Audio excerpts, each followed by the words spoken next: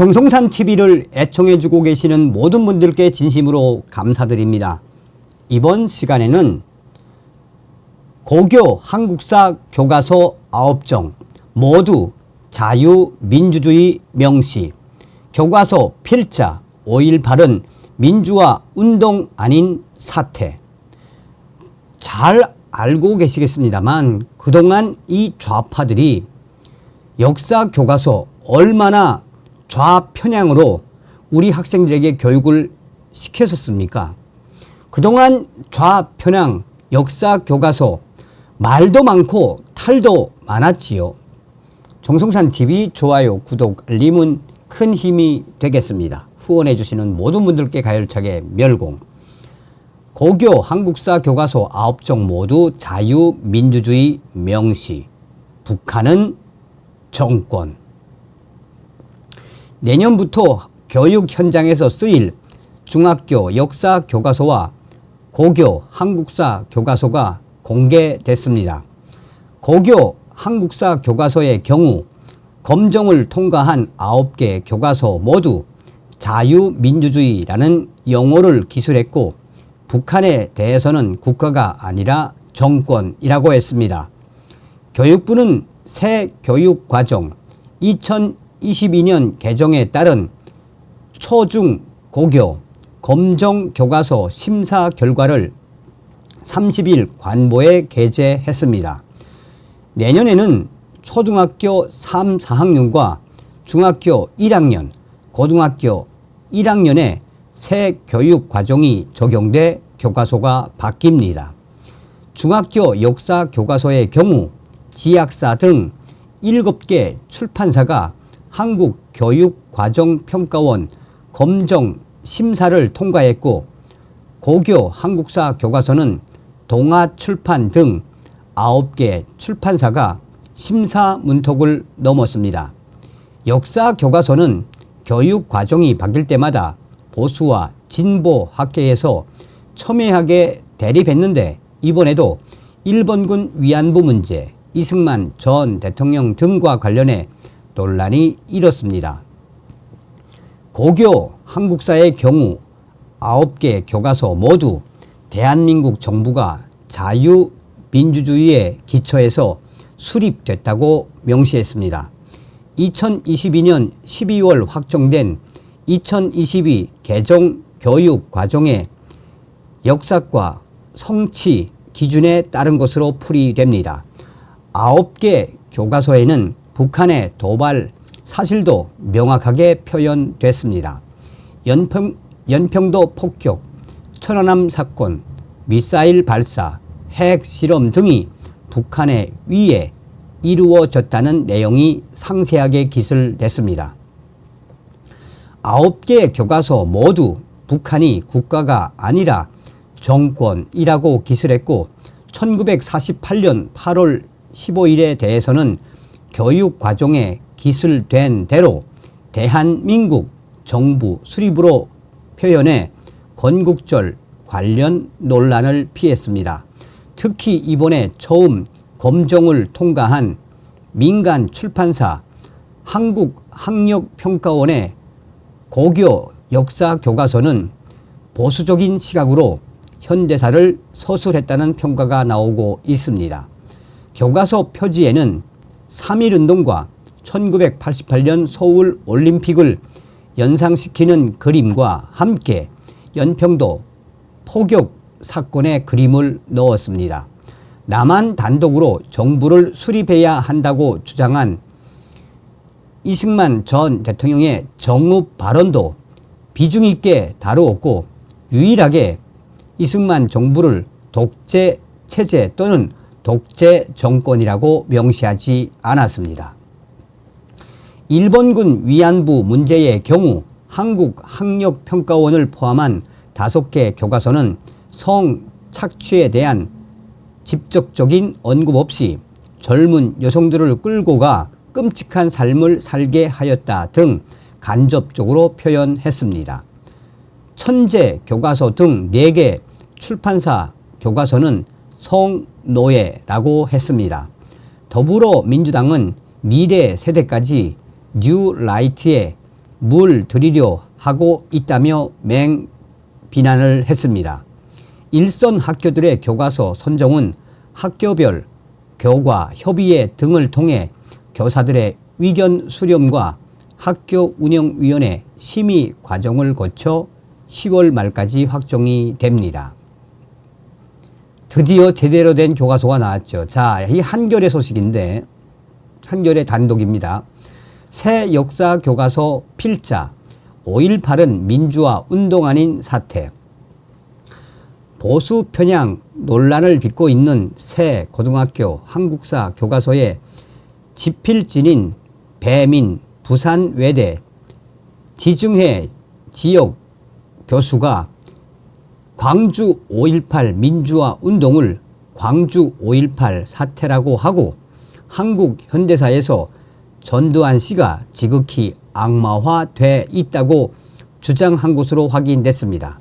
배 교수는 일제 강점기에 들어서 조선시대 내내 계속된 정부의 착취와 수탈이 제한되기 시작했다고도 주장했습니다.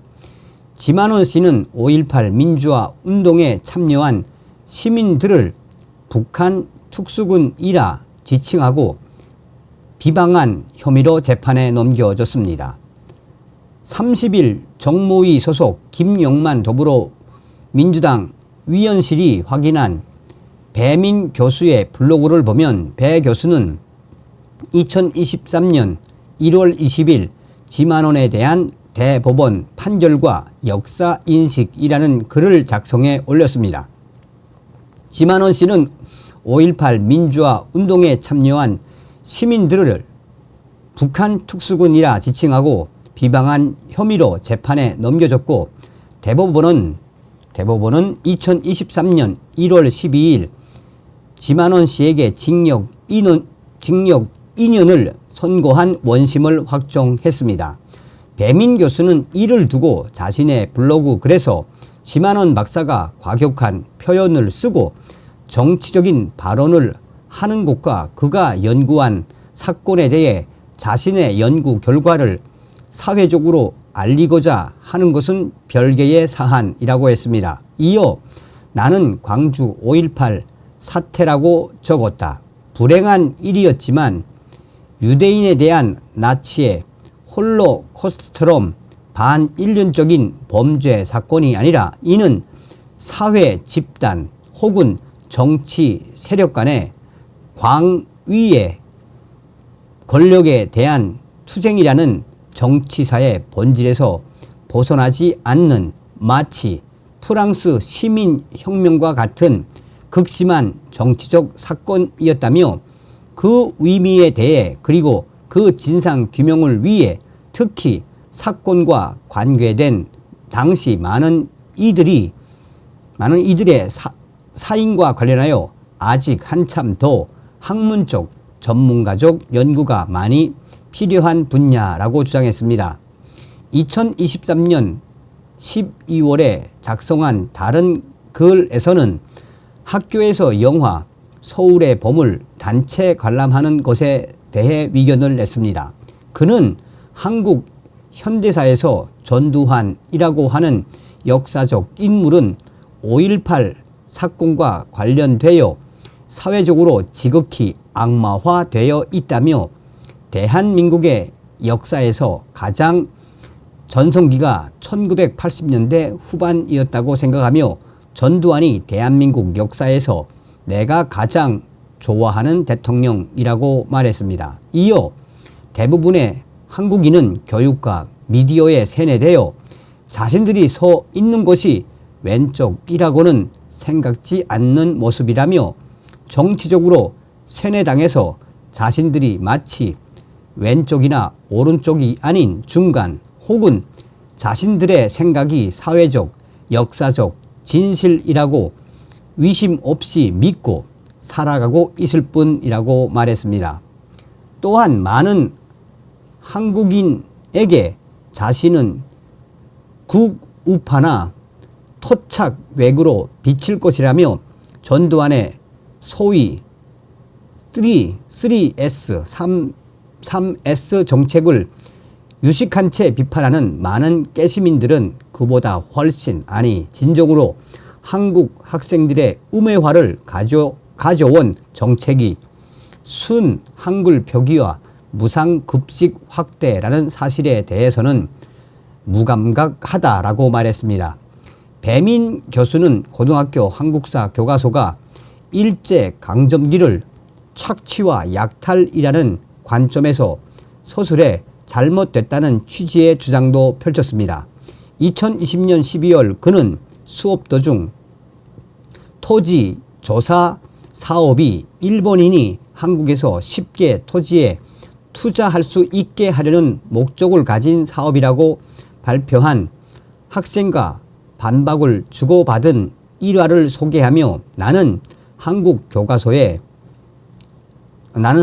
교과서에 회사령과 광업령의 위도를 기술한 부분이 마치 북한 교과서에 미국과 일본 제국주의의 침략적 행위를 묘사하고 있는 문구와 어조가 너무 흡사하다고 이미 생각하고 있었지만 학생을 몰아세우고 싶진 않았다. 단지 그 근거가 어디에 있을까라고 조용히 되물었다라고 했습니다. 배민 교수는 당시 숭이 여자고등학교에서 역사교사로 근무 중이었습니다.